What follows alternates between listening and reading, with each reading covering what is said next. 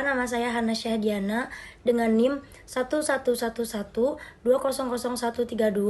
Di sini saya akan memenuhi tugas UTS Hukum Humaniter Internasional. Di sini saya akan menganalisa mengenai penggunaan senjata nuklir dalam berperang. Melihat kota Nagasaki dan Hiroshima, yang mana mereka mendapatkan dampak yang sangat luar biasa dengan adanya serangan bom nuklir. Penggunaan senjata nuklir sangat berperang sangat tidak dianjurkan, bahkan dilarang. Hal ini dikarenakan dapat merusak tata kelola kehidupan.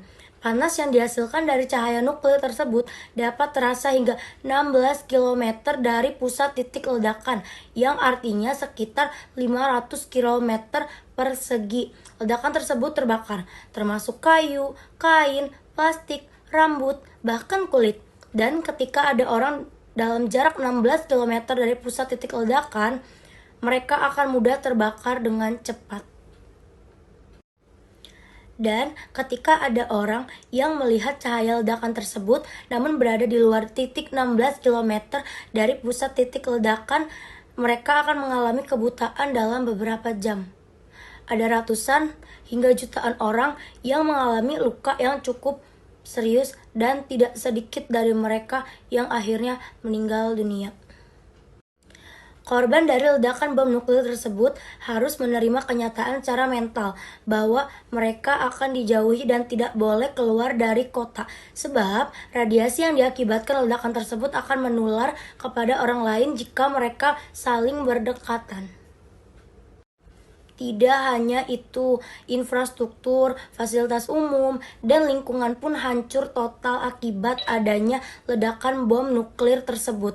Oleh karena itu, dengan adanya dampak yang luar biasa ditimbulkan dengan penggunaan senjata dalam berperang, maka diatur perjanjian mengenai pelarangan penggunaan senjata nuklir dalam berperang.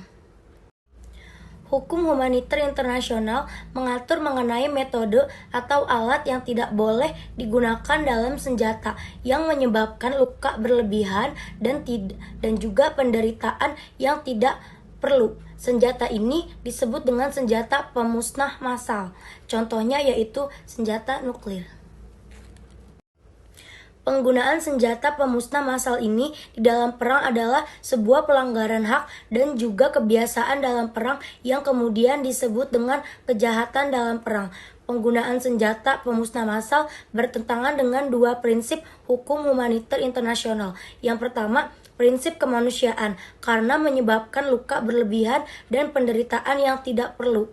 Dampak yang ditimbulkannya juga tidak manusiawi. Dan yang kedua, prinsip pembedaan. Dampak yang ditimbulkan sangat meluas sehingga tidak mampu membedakan mana objek militer dan objek sipil yang seharusnya dapat dilindungi.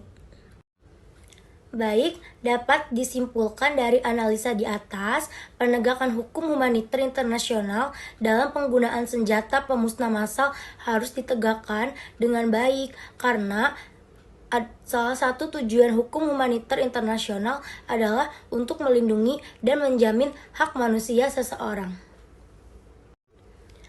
Baik, cukup sekian analisa dari saya. Kurang lebihnya saya mohon maaf. Wassalamualaikum warahmatullahi wabarakatuh.